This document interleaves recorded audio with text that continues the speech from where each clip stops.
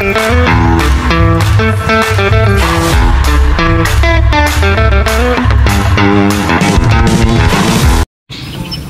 guys, so karon guyugi ko ninyo no kay napalita og mga plastic tubs, mga palanggana para sa atong backyard, and maybe mangita pa tawag mga storage box, mga plastic para nindot-tulbot nga sa atong mga isda.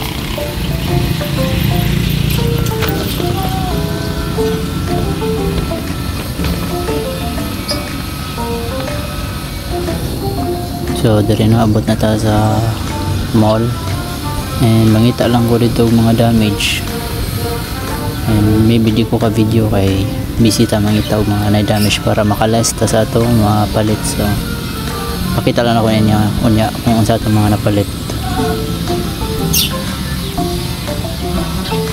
So dali no naabot na ta sa to, and kani man ako mga napalit, duha ka pang lana and usa ka storage box nga na damage.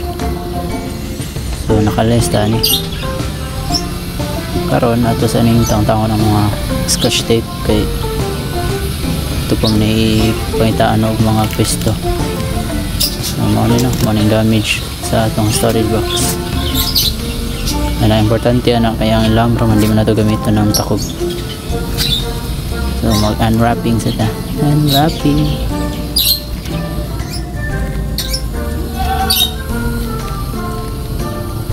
So mo din siya, dako na po, sakto na siya para sa mga molis or guppies, depende kung sa ito yung isodya. So wala ko sure kung sa size sila ninyo or pila ka liters. So mga guys, nada.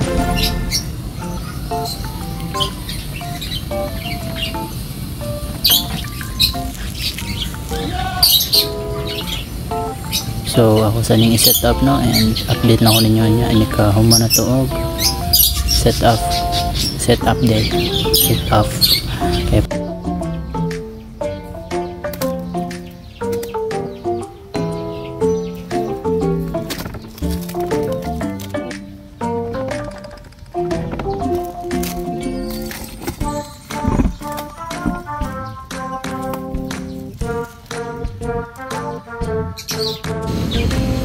So karon no naman na natog setup, and dara tong tab. So diri na to ibutang kay para di siya mainitan. So ana na po na tubig, butang na lang taan na og methylene blue. Diri po ani na diri na to ibutang. And tarang usa diri na ko siya ibutang kaya wala na ko makapan palain na pwede niyang kabutngan. Natapunin kita kaya diri man gud akong plano diri nga side kay mga ref tub. So ngita pang tag ref tub no sa mga diyan na sana siya. So dili lang mong pod kayo sa mo kaya pare raman pa diri maglawg mga fry garoto yung butang. So mga mga bako na itong tabs na tulo ka buok, duha ka palanggana o usa ka storage box.